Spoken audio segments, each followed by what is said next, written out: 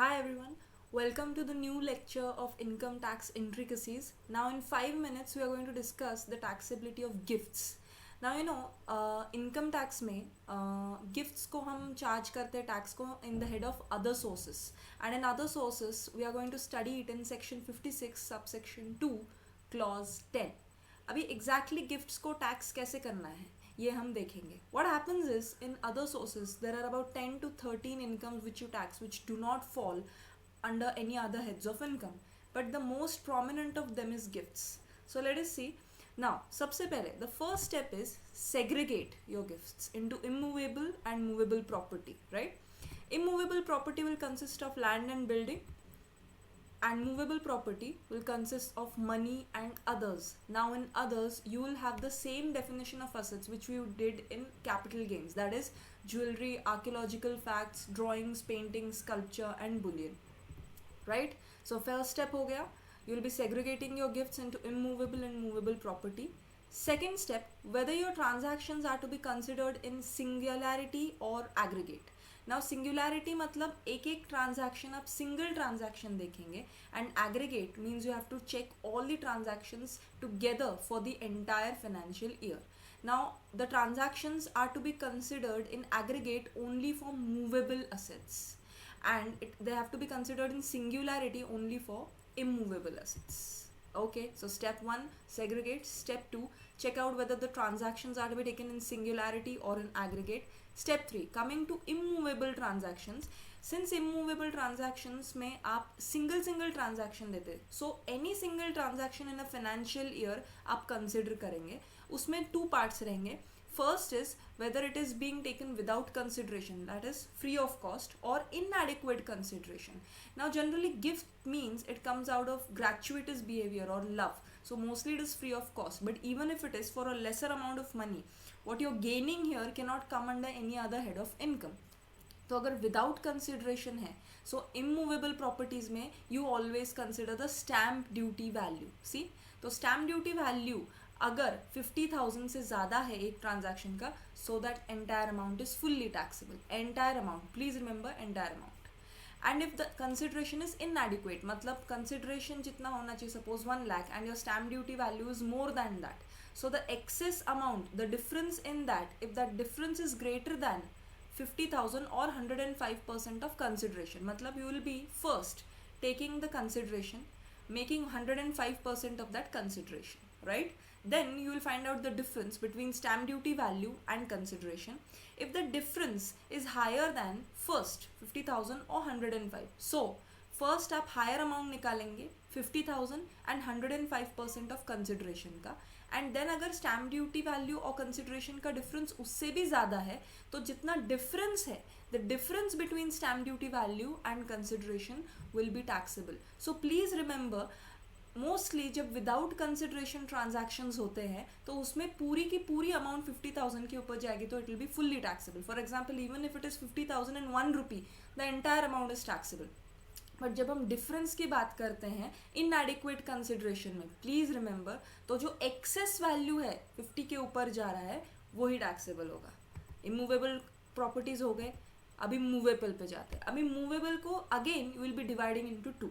First money, तो money whether it is in cash और cheque, if the aggregate value again is greater than 50,000 for the entire year, then it is fully taxable. And others में any movable properties, like I said, jewelry, archaeological fact, drawings, paintings, sculpture and bullion, only this. So same definition which you had studied under capital gains. Now if it is again without consideration, then aggregate value, हम अभी movable properties में आ गए तो हम aggregate value देखेंगे पूरे साल का. If 50,000 से ज़्यादा है, so the whole amount, I've written it in bracket, 50,000, the whole amount is fully taxable. And again, if it is for inadequate consideration, now for movable properties you cannot consider stamp duty value, obviously, because there is no corporation value involved. यहाँ पे आप fair market value देखेंगे ताकि आज open market में अगर आप sell करें उसको तो आपको कितना पैसा मिलेगा. So यहाँ पे if the difference between your FMV, that is fair market value, and consideration is greater than 50%, then that difference will be taxable, right? So movable properties, immovable properties हो गया. Let's go through it once more. Let's just go through certain points you have to remember. First, for immovable properties, you always have to consider stamp duty value. For movable, you will always have to consider fair market value, and money can be in cash or in check.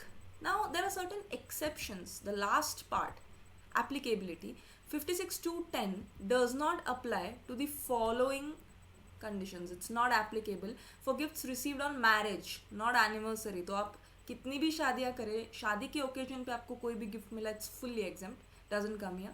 Gifts receive from relatives और in will, inheritance में मिला है या relatives से मिला है, in contemplation of death of donor और payer, if the donor और payer dies, in that contemplation if you receive any gift, from any local authority, fund, university, hospital या मेडिकल इंस्टीट्यूशन से मिला है या किसी ट्रस्ट से मिला है. And last is any transactions covered under section 47, 145, 6, 6b, 6d and 7. Now if you can cross reference this back to CG, you already know the transactions which are not considered as transfer are dealt with in section 47. तो ये cases में apply नहीं होता है ये gift marriage. अभी आपको सबसे ज़्यादा important है marriage, relatives and will. बाकी सब generally they don't ask you in exams.